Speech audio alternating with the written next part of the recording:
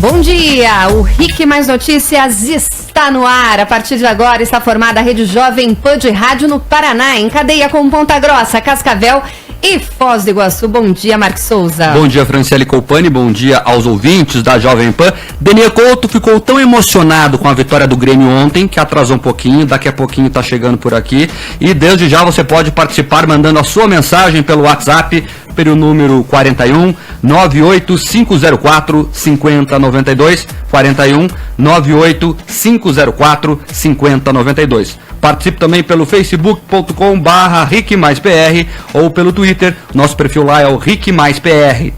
Vamos então aos principais destaques de hoje, dia 28 de julho de 2017.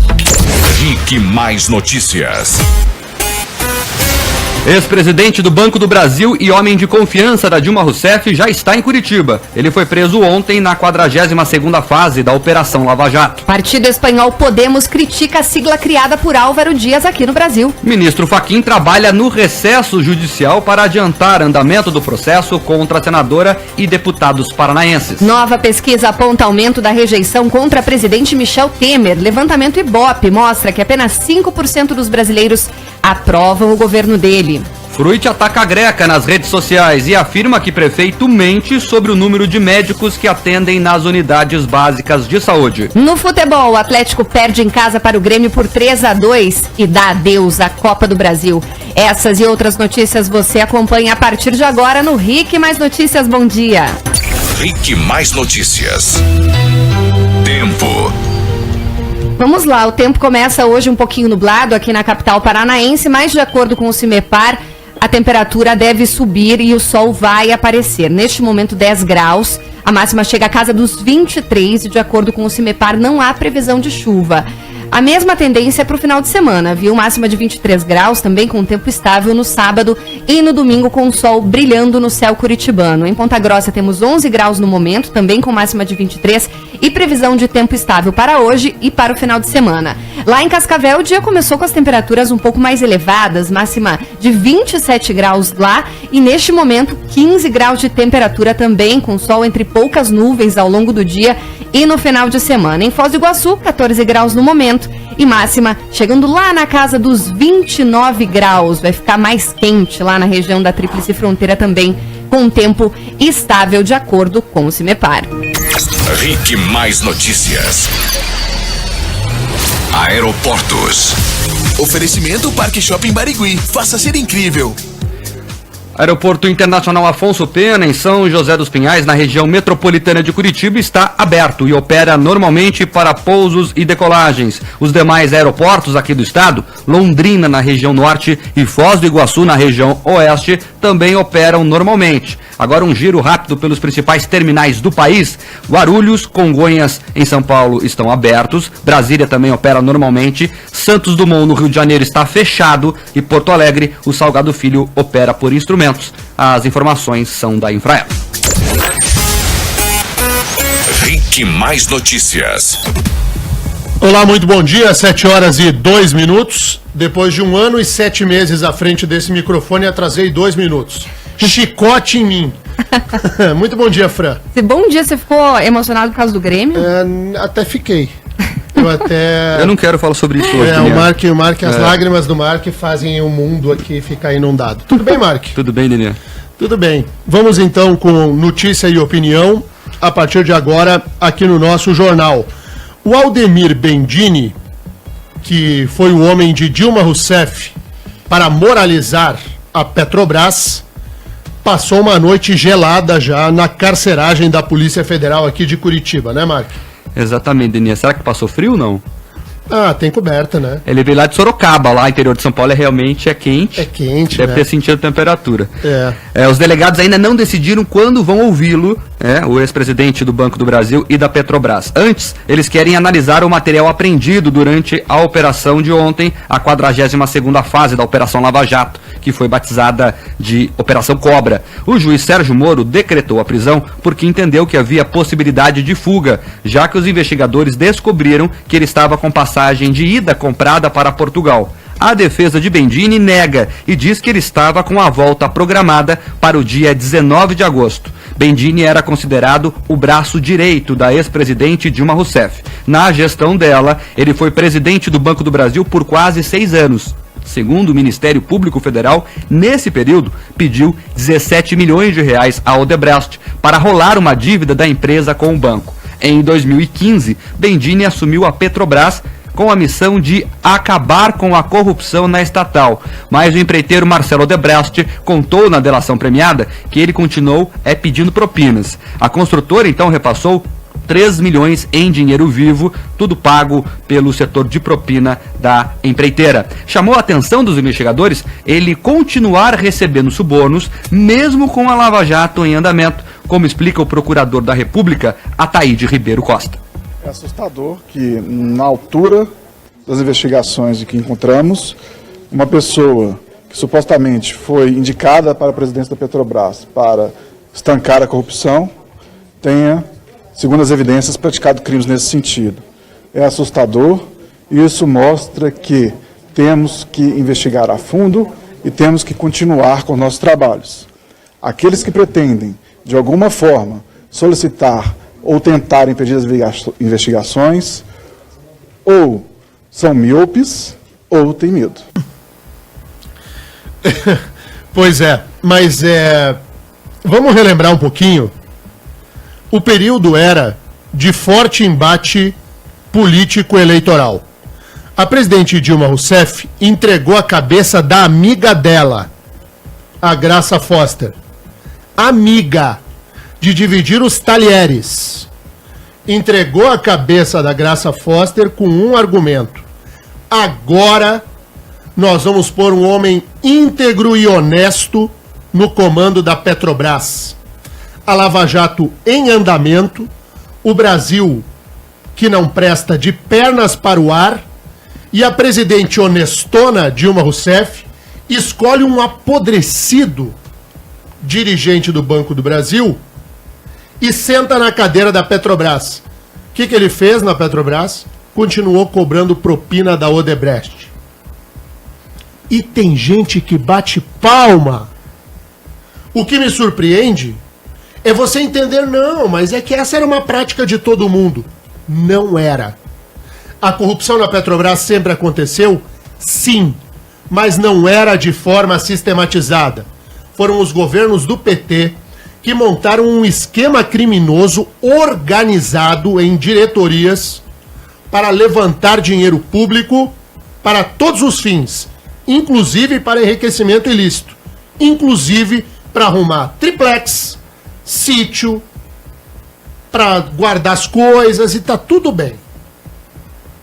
O que nós vivemos no Brasil é algo inimaginável, o maior esquema de corrupção do mundo.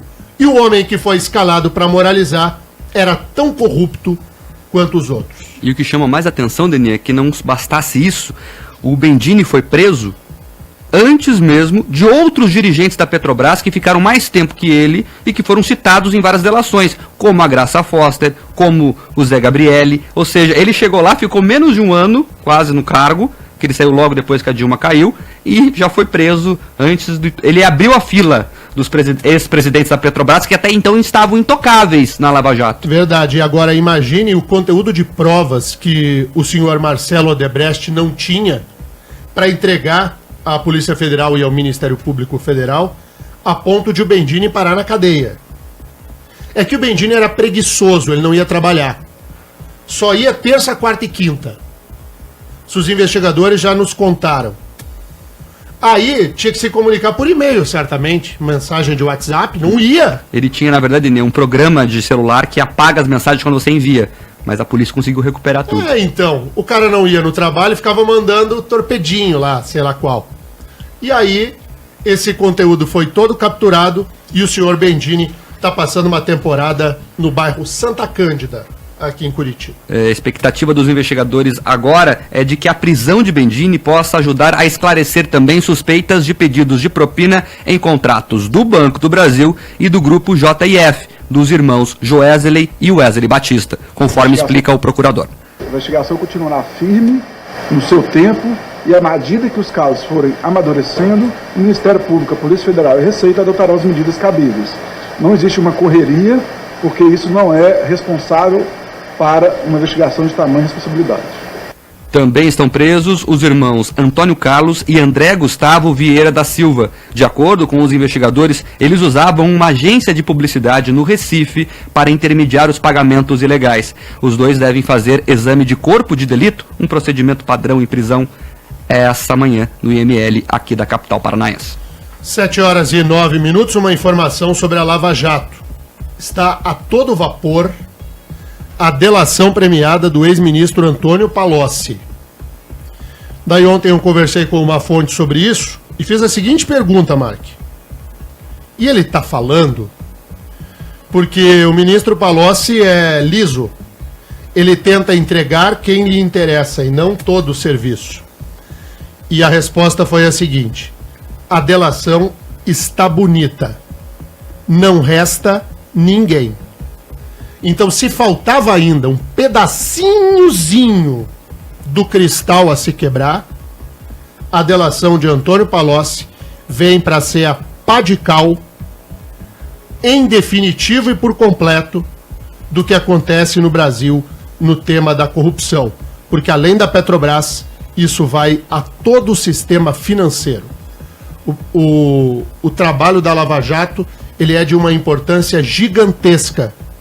E os livros de história, se forem escritos com honestidade, por historiadores honestos, os livros de história reservarão ao capítulo Lava Jato uma importância sublime numa possibilidade de limpeza da política brasileira. Se eu acredito que isso vai acontecer? Não. Mas eu sei reconhecer, e tenho certeza que os ouvintes aqui da PAN também, o enorme trabalho desenvolvido por estes jovens. Porque eu vejo aqui, Fran, que o juiz Sérgio Moro é um garotão, tá de aniversário aí nos próximos dias, né? É verdade, vai fazer 45 anos na terça-feira, dia 1º de agosto. E ó, tem festa, viu? Festa sim, a comemoração vai ficar por conta dos movimentos de apoio ao Lava Jato. O grupo planeja fazer 2 bolos e mandar um deles para o gabinete do magistrado. O acampamento em frente à Justiça Federal vai ser todo decorado com bexigas verde e amarelo e, de acordo com a organizadora do aniversário, a Narli Rezende, também, Denian, não vai faltar coxinha. Que é o nosso símbolo, né? Os petistas nos chamam de coxinha e nós assumimos, nós somos coxinha mesmo, nós somos o povo que trabalha, paga imposto e está do lado da direita. Quem quiser, então, cantar parabéns pro Moro, é só ir pra frente da Justiça Federal, lá no bairro AU, aqui em Curitiba. A comemoração está marcada às 5 horas da tarde, do dia 1º de agosto.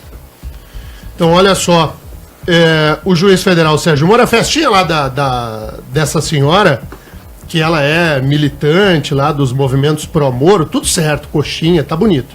Mas eu quero chamar a atenção para a idade deste juiz.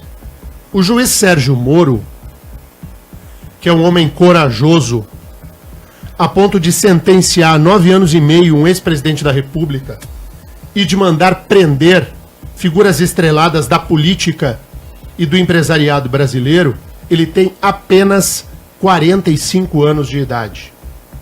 O procurador da República, Deltan Dallagnol, que é o chefe da força-tarefa da Lava Jato no Ministério Público, tem 37 anos de idade. O Roberson Pozobon, Mark, que é outro procurador, é o subchefe, né? Na prática, sim. O Roberson Pozobon, eu não sei quantos anos ele tem. Mas é menos. Mas ele é mais novinho ainda do que o Deltan Dallagnol. É um guri. Denier, o mais velho da turma toda é o Moro, com 45. Todo mundo é mais novo que ele. Os delegados da Polícia Tirando Federal... o Dr. Carlos, só que é o único que é o oráculo da turma toda. É, o decano. É o decano. Na Polícia Federal também é uma gurizada danada. O delegado Maurício Moscar de Grilo tem 30 e pouquinhos, 30 abaixo, não é perto dos 40 não. O delegado Passi é um gurizão. A delegada Renata também. O delegado Igor é um pouquinho mais velho, mas também é novo, tem 40 anos, 40 e pouco. O Dr. Hayashi também novo. Novo. Então a gente tem funcionários públicos jovens que ainda acreditam, idealistas, e que fazem dessa Lava Jato uma profissão de fé. É muito bacana de ver. 7h14. O ministro Fachin, Fran, não teve descanso durante o recesso da Justiça. Trabalhou. Bastante, viu? Ele manteve os trabalhos no gabinete dele para adiantar o julgamento de ações penais da Lava Jato que estão pendentes. Esta é a informação do jornal Estado de São Paulo. Ele é relator da operação na Corte do Supremo Tribunal Federal. Entre os processos, Fachin deu atenção especial para os que envolvem a senadora Gleisi Hoffmann, do PT, o deputado paranaense Nelson Meurer, do PP, e o deputado cearense Aníbal Gomes, do PMDB. Eles são acusados de envolvimento no esquema de corrupção da Petrobras. Os 3 juízes auxiliares que ajudam o ministro Fachin trabalharam durante todo esse mês colhendo depoimentos. A intenção de Fachin é concluir as audiências até o final de agosto, para depois ouvir os réus. Denian, se forem condenados, essas serão as primeiras sentenças de réus com foro privilegiado no âmbito da Lava Jato. Pois é, tá na hora, né? A gente vê condenação do juiz Moro e do Tribunal Regional Federal, e o Supremo Tribunal Federal até agora deitado eternamente em berço esplêndido, né? Se virá aí a condenação ou absolvição de 3 dos réus. A senadora Gleisi, nesse processo que o ministro Fachin analisa, é aquele em que ela é acusada de receber R$1 milhão em espécie para a campanha dela ao Senado. O Nelson Meurer, eu tentei entrevistar o Nelson Meurer, Fran, lá em Brasília. Uhum. Cada vez que ele me via, ele é um senhor já, cabeça branca, assim, meio cotonete, sabe assim, o cabelinho branco. Uhum. Cada vez que ele me via, ele fugia de mim correndo. Falando a verdade. Será que ele é ouvinte aqui da Jovem Pan? Eu não acho que se aparecesse lá qualquer um com um crachá no peito de profissional de imprensa, ele sairia correndo. Ele anda pela sombra da Câmara. Ele sabe o que fez. E ele sabe que o martelo vai dar na testa. E é por isso que ele foge. Tá na hora dele e dela. 7h16. E sobre esse processo, Denia, hoje quem depõe a favor de Gleisi, defendendo Gleisi, nesse processo que você estava falando, é a ex-presidente Dilma Rousseff. Ela vai falar lá de Porto Alegre, por videoconferência para Brasília, vai falar da 7ª Vara Federal de Porto Alegre, lá para o Supremo Tribunal Federal. Só para dar uma ideia do bastidor, Denia. Só um pouquinho, Marco. Então quer dizer que a presidente Dilma, tudo bem, não precisa fazer showzinho, ela pode falar por videoconferência. Ela topou, Então tá bom. É só para ter uma ideia da agilidade, como é que funciona o processo lá em Brasília, do bastidor, como a gente leva a informação ao ouvinte. Quando o depoimento acontece aqui nas varas de Curitiba, 2, 3 horas depois, os jornalistas têm acesso à íntegra do depoimento, para assistir, para decupar, para contar o que aconteceu. Esse de Brasília, lá até nisso eles são mais devagar. Daí vai depor hoje, daí vai vir o fim de semana, daí vai acontecer um monte de coisa. Esse vídeo da Dilma vai ser liberado lá por segunda-feira, mais ou menos. Ou seja, até nisso, nesse detalhe pequeno, bobo, Brasília é mais devagar que o Paraná nas investigações. É devagarinho. 7h17. E os ouvintes, hein, Marcos? Participando aqui da nossa programação, Denia, o Marcelo diz que quer a Gleisi pagando já pelo que fez, já, e dá um bom dia a todo mundo. Também tem a Caroline aqui de Curitiba, ela diz que torce que os jovens possam seguir o exemplo dessa gurizada que tenta colocar em ordem o Brasil e não sigam alienados como tanto querem os governantes com políticas que escondem as realidades. Também tem a participação aqui do Sebastião. Se fala tanto em propina, mas o senhor Temer recebeu também, Rocha Loures foi pego com a mala e Aécio Neves também. Virou em pizza? Está sendo investigado lá. Vamos ver se o Congresso autoriza essa investigação contra o Temer. Até onde a gente nos consta, não é, Denian? Não vai passar, pelo menos, a investigação não contra vai, o Temer. Não vai. O Temer já resolveu politicamente. Não há 342 deputados contra o Temer na Câmara. Temer dessa escapou. A Ingrid diz que tem medo do bolo do Sérgio Moro, não explicou o porquê. Também muita gente participando aqui pelo Facebook. Você que quer nos assistir, é só clicar lá na barra de busca do seu Facebook, digitar lá RIC mais PR, acessar nossa página e nós estamos lá também pelas imagens. O Gustavo Lima está conosco, o Jorge Tuleski, o Fernando Pereira, o Ederson Dias Luz e toda uma galera lá. Tem uma pessoa aqui provocando, Deninha, parabenizando você na verdade, mas provocando os atleticanos, Adriana. Bom dia, nação gremista. Não entendi, viu, Adriana? O que aconteceu foi o seguinte, né? O Grêmio é um fracasso. Fez 7-2 no Atlético Paranaense. Não foi Fracassou, 7-2. hein?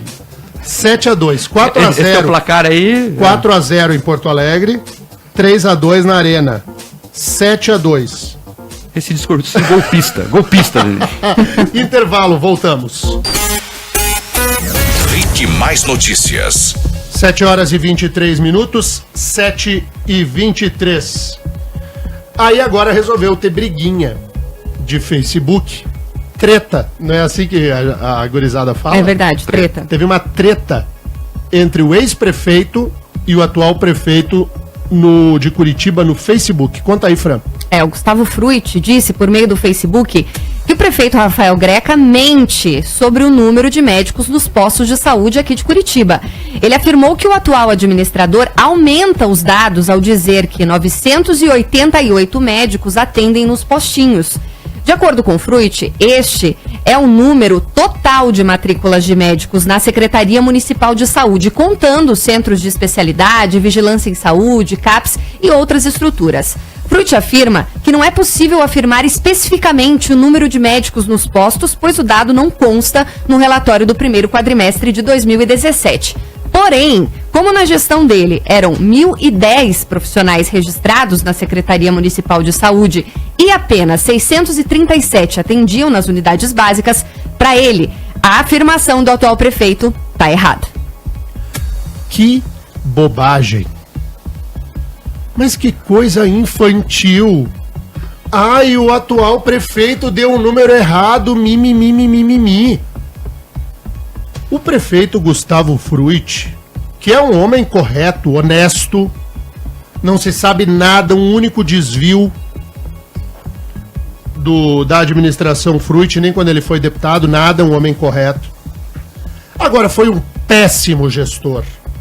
Foi um prefeito medíocre, mas tão ruim que ele sequer alcançou o segundo turno.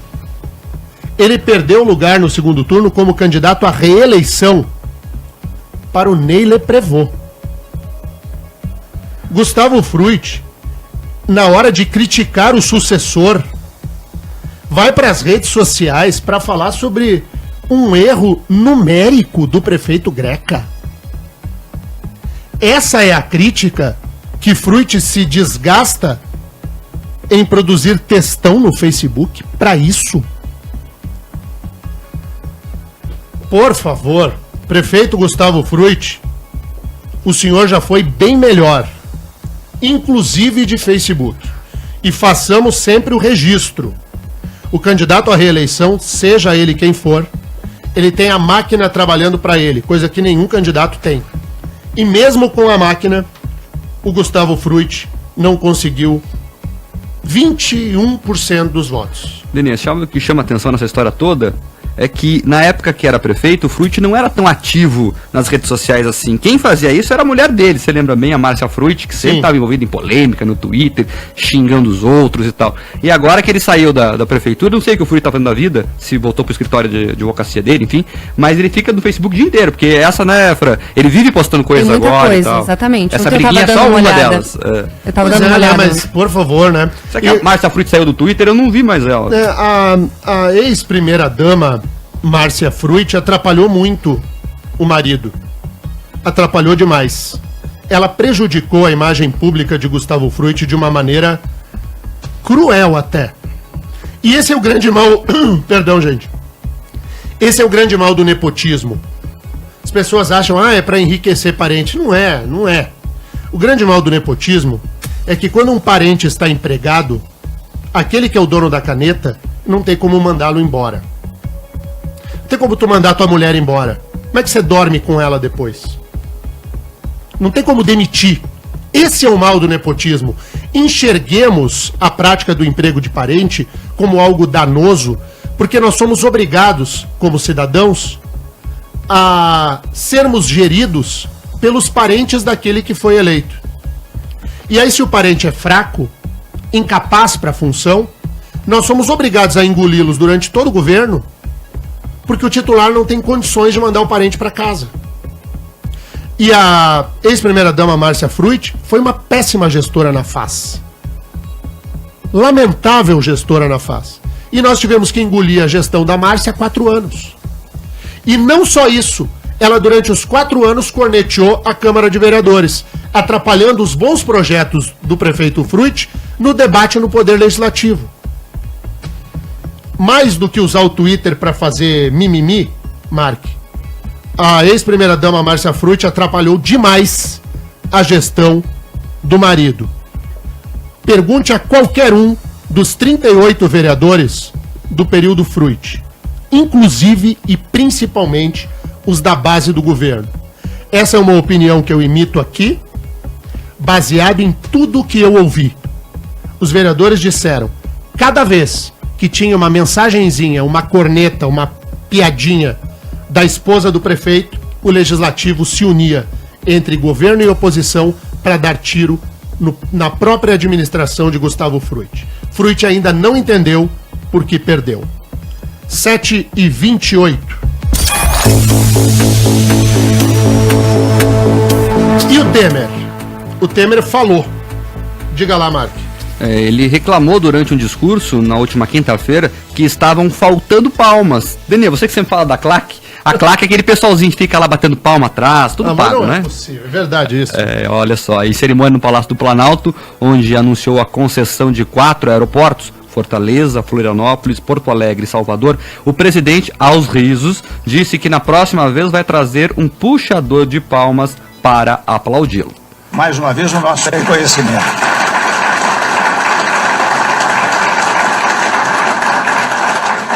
Mas eles estavam faltando palmas, viu? Eu disse aqui ao Moreira e ao Padilha que na próxima vez, meu governador, nós vamos trazer um puxador de palmas. Se alguém bate palma, os outros batem. Mas aqui, as palmas, eu sempre digo, né? As palmas vieram do coração, do reconhecimento, né? Os senhores, ao cumprimentarem os ministros, o fizeram pela voz mais eloquente do corpo, que são as palmas, não é? É a eloquência da claque. Palmas do coração. Mesmo com 70% de reprovação durante o discurso, Michel Temer disse que não lhe falta ousadia, coragem e fé. Parece aquelas letras de pagode, não parece? Tem uma música assim, para governar o país. Vocês sabem, todos, os senhores e as senhoras, que coragem e ousadia até não nos falta, nem a mim, nem a equipe que nós conduzimos.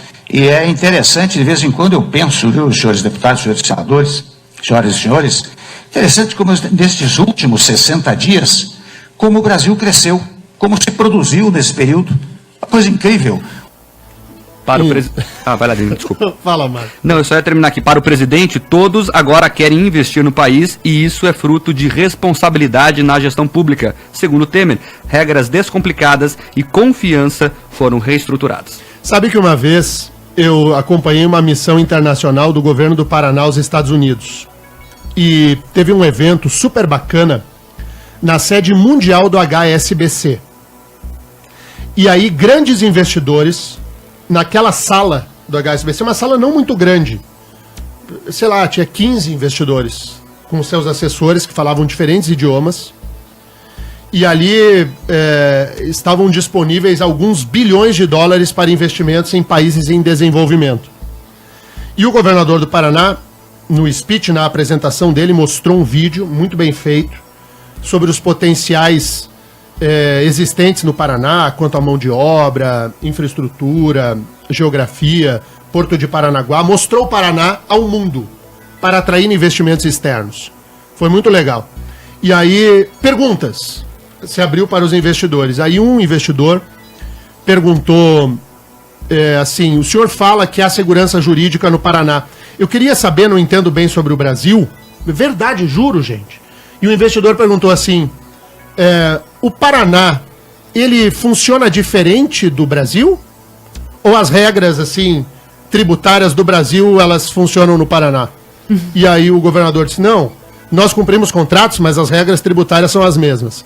Daí o investidor diz, obrigado. E todos os investidores, todos que estavam na sala, viraram e chamaram o próximo a apresentar. Essa é a realidade. Essa é a realidade. Enquanto nós não enfrentarmos o problema central para a atração de investimentos e fazer desse país algo verdadeiro, a gente vai ficar sempre nesse mimimi do Temer aí. Ai, nunca crescemos tanto. Conversa. Cresceu tanto porque a antecessora, que ele foi vice, governo dele, governo Dilma Rousseff, que ele integrou com o PMDB, fez o pior governo da história do Brasil. Aí tu vem do pior, tu tá no fundo do poço. Tudo que você faz é melhor do que a Poste fez, óbvio. Mas tá longe de ser bom. A população tá nem aí pro Temer, né, Fran? Não tá não. Ó. Apenas 5% dos brasileiros aprovam o governo do presidente Michel Temer. Os dados são da pesquisa CNI-Ibope.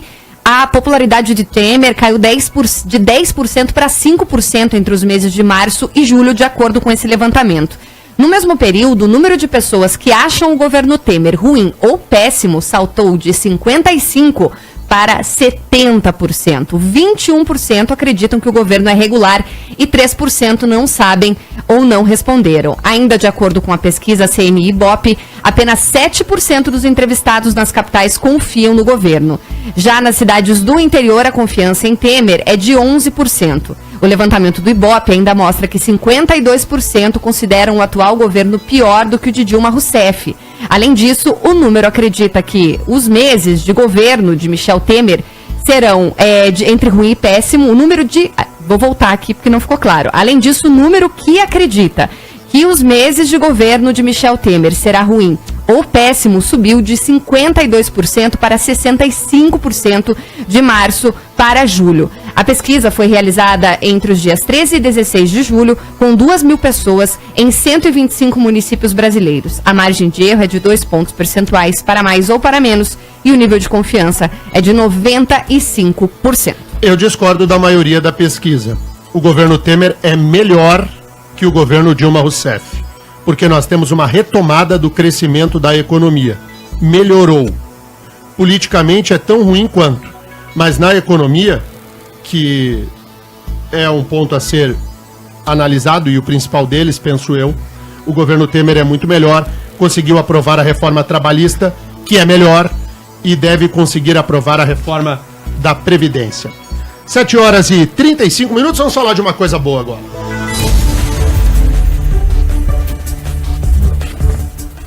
Tem novidade no mercado editorial e jornalístico do Paraná a partir desse fim de semana. O publisher da Top View está aqui no Rick Mais Notícias, o Marcos Iabi, para falar com a gente sobre o Journal. O nome ele é chiquinho assim, porque esse jornal é chique, não é, Marcos? Bom dia. Bom dia a todos. Ele é um jornal chique, sim. Conta pra gente o que é o Journal Top View. O Journal é uma publicação semanal que vai ser distribuída em 7 bairros da cidade, em bairros nobres da cidade, para servir de comunicação para um público que está órfão de jornal impresso. Um jornal leve, que traz um grande guia, uma grande entrevista e até mesmo a sua coluna. Pois é, estreiei de colunista no Journal. Imagina. Chique. Coluna sem mimimi. Sem mimimi. Mas olha só que legal. O Top View Journal, ele vem preencher uma carência que o Marcos chama muito a atenção aqui, que hoje existe na nossa capital. Nós somos órfãos de um bom jornal impresso. Sim. E o Grupo RIC, com a sua plataforma Top View, investe em jornalismo num momento em que os veículos de comunicação todos estão mandando gente embora e diminuindo o seu tamanho. E o Journal, ele, além de ser um novíssimo veículo, ele ainda traz audácia, picardia. É um jornal diferente, né? Ele é diferente em toda a sua composição, até na entrega. A entrega será feita por 11 caras vestidos de terno de grife, com uma bicicleta, nos dias de chuva de carro. Uau. Importado. As pessoas receberão esse jornal em mãos, nas melhores padarias, cafés da cidade, feiras, saídas de igreja, onde as pessoas bacanas se encontram, tipo academias, eventos. Então é bem diferente do modelo de jornal que nós estamos acostumados. E como que o jornal é assim? Ele é um tabloide, um Berliner? Como... Ele é um tabloide em papel pólen, que é um papel superior. As pessoas vão achar o toque dele muito agradável. O visual dele, o projeto gráfico é inspirado em 14 publicações internacionais e ele conversa com a nova revista também, com o novo projeto de revista da Top View. E ele faz uma transição, ele ajuda o público a entender esse momento que a Top View está passando. Então a Top View não é mais só uma revista, ela tem diversos produtos. E um desses produtos aqui na cidade de Curitiba passa a ser o Jornal. Muito bom. Então, só pra gente encerrar, Marcos, quem quiser ter o jornal, porque o jornal vai ser distribuído em 7 bairros, a gente está falando aqui para um canhão de audiência, a emissora número 1, a maior audiência no horário. E quem quiser ler e não tiver acesso ao jornal em papel, vai estar na internet? Vai estar na internet. E a pessoa nunca vai conseguir saber exatamente onde ela precisa ir para receber esse jornal. Esse é o grande charme. A gente quer que as pessoas desejem o jornal. Então, se elas encontraram, por exemplo, numa determinada padaria, elas vão ter que voltar naquela padaria na outra semana, mais ou menos no mesmo horário, para ver se consegue o jornal. A gente não vai garantir a entrega na mão de ninguém. Essa é a grande diferença dessa publicação. Muito bom, parabéns ao Marcos Iabe. Eu tô curioso para ver o jornal pronto. Tá prontinho já? Tá prontinho hoje, meio-dia tá indo pra gráfica. Uau. Que legal. Parabéns, obrigado ao Marcos, publisher da Top View. Tem veículo novo num momento em que justamente o jornalismo impresso atravessa a pior de suas crises. O Grupo RIC vai na contramão. Muito legal. Marcos, muito obrigado. 7h38, tem um intervalo. Na volta, nós vamos conversar com o presidente da Ordem dos Advogados do Brasil, no estado do Paraná, porque acontecerá na semana que vem a maior conferência da advocacia da história. Fique ligado conosco. RIC Mais Notícias. Voltamos com o RIC Mais Notícias, 7h42. Sexta Conferência Estadual da Advocacia, promoção da OAB do Paraná. O tema desse ano é Justiça em Crise, Novos Rumos para a Democracia. Vai do dia 2 ao dia 4 de agosto, na semana que vem. Já são mais de 1.000 advogados inscritos. A expectativa é de que esta seja a maior de todas as conferências. Presidente da OAB Paraná, José Augusto Araújo de Noronha, muito obrigado pela presença Jovem Pan. Bom dia. Bom dia, Demian. Bom dia a todos os ouvintes da Jovem Pan. É um privilégio estar aqui divulgando esse que é um evento que é esperado pela advocacia, porque só acontece uma vez a cada 3 anos e nós estamos nos esmerando para fazer, sim, a maior conferência da história da OAB Paraná. Essa conferência ela é importante para os advogados, por quê, presidente? Essa conferência, como eu já disse, ela acontece uma vez a cada 3 anos. E é onde os advogados de todo o Paraná se unem para discutir o nosso próprio futuro, o futuro da advocacia, os problemas da nossa profissão, os problemas que nós temos no âmbito do Poder Judiciário, prerrogativas profissionais, honorários advocatícios, mas principalmente também para debater o momento que nós vivemos.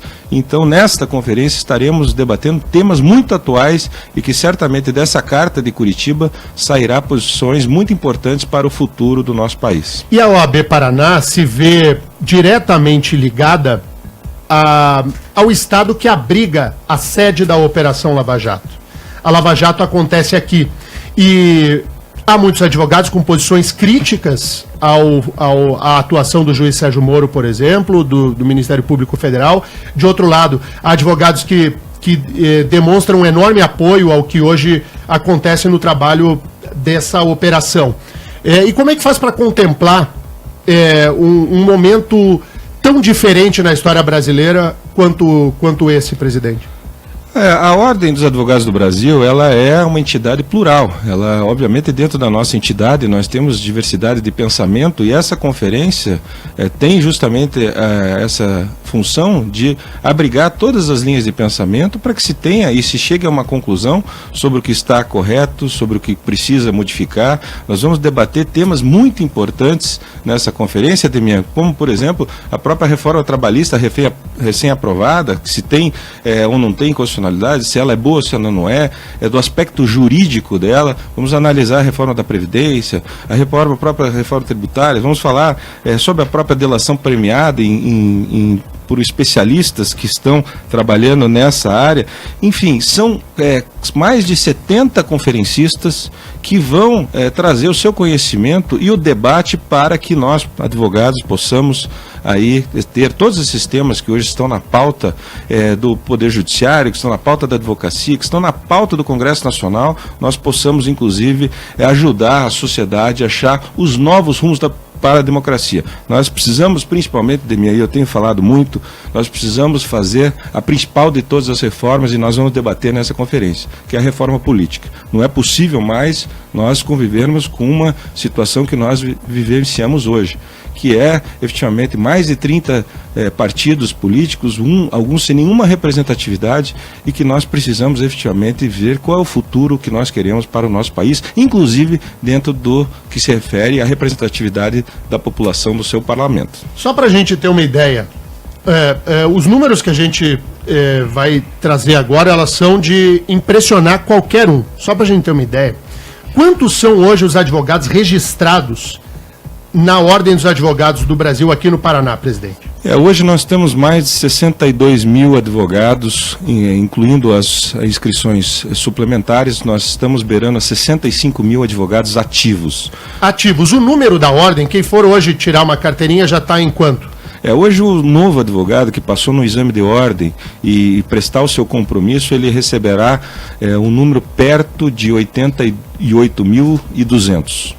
Gente, 88.200. Para o ouvinte ter uma ideia, 65 mil pessoas é um estádio de futebol lotado.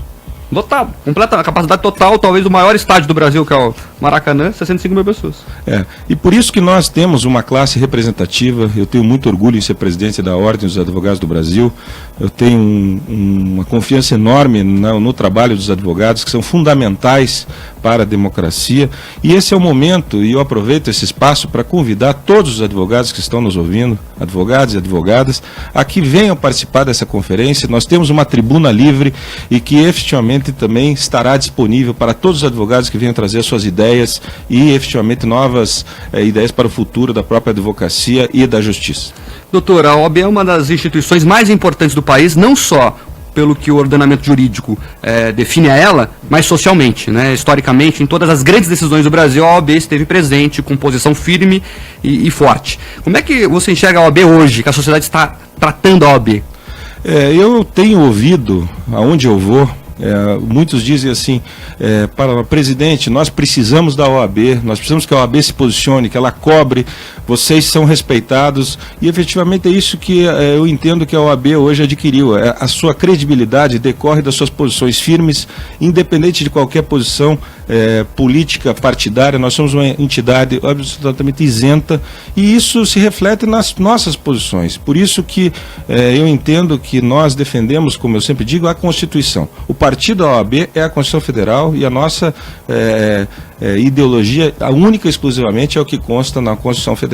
E como que a sociedade ela pode contar com a OAB, caso precise recorrer à OAB, a sociedade civil, né? A gente está falando das pessoas mesmo, movimentos sociais, enfim, caso precise desse apoio que a OAB tem realizado, né, já há muitos anos. Exato, nós temos diversos canais de interação com a sociedade. Nós temos hoje na OAB do Paraná mais de 70 comissões que prestam um trabalho desde os direitos humanos, tratando efetivamente da questão, por exemplo, da superlotação carcerária, ajudando a fazer revisões criminais onde precisa, através do projeto sensacional chamado OAB Cidadania, até, obviamente, diretamente com o presidente. Então nós temos hoje, Demi, talvez seja a força da nossa instituição, mais de 1.700 advogados que trabalham gratuitamente em prol da sociedade. Nenhum dos dirigentes de ordem recebe absolutamente nada para tratar e para trabalhar em prol da instituição. Todos por ideal e todos na convicção de que a nossa instituição ela tem uma missão a cumprir na sociedade, e nós efetivamente assim o fazemos. A gente tem que estar indo para o encerramento, mas eu não posso deixar de tratar de um tema. A gente tem uma audiência gigantesca aqui além de advogados e advogadas, de estudantes de direito. A gurizada mesmo, que está ligada na Jovem Pan, vai para a faculdade ouvindo esse jornal, que é um jornal diferente. E eles têm que fazer o exame da OAB logo ali na frente. Alguns estão fazendo, nesse momento, o exame da ordem. Há discussões no Congresso Nacional para acabar, inclusive, com a prova.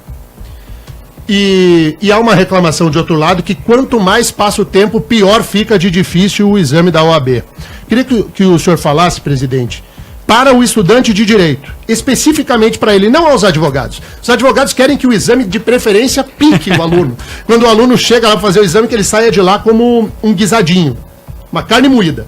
Mas eu quero que o senhor fale ao estudante de direito. O que dizer a ele que vai enfrentar um exame da OAB? Olha, o que eu tenho a dizer a eles é que o exame da ordem, ele serve justamente para fazer um filtro, para ver quais são aqueles que têm condições de exercer a advocacia e que têm um mínimo conhecimento jurídico. Então, aproveitem as boas e os bons professores que vocês têm nas faculdades, aproveitem para estudar muito, porque o exame de ordem, assim como aqui no Brasil e em outros países, ele é absolutamente necessário. E eu vou dar um dado. Hoje nós temos no Brasil mais de 2 milhões de bacharéis em direito que não têm inscrição na OAB. E nós temos 1.100.000 advogados aproximadamente inscritos na nossa instituição. Então, obviamente que aquele que estuda, que se dedica, ele consegue aprovação no exame da ordem. No último exame, foram aprovados no Brasil, de 130 mil estudantes que fizeram, 30 mil novos advogados. O que mostra que aqueles que se dedicaram, eles obviamente conseguem aprovação. O que nós não podemos aceitar é que o exame efetivamente não faça um mínimo que se exige de análise do conhecimento daqueles que pretendem exercer essa importante função que é defender os direitos dos outros. Então nós temos, obviamente, a obrigação de estar sempre aprimorando o exame, quero dizer isso aos estudantes, aprimorando para que nós possamos cada vez mais ter mecanismos de melhor aferição daqueles que efetivamente fizeram uma boa faculdade. Agora, aqueles que efetivamente vão à faculdade apenas para jogar truco no bar, esses realmente eu não tenho nenhuma nenhum conselho.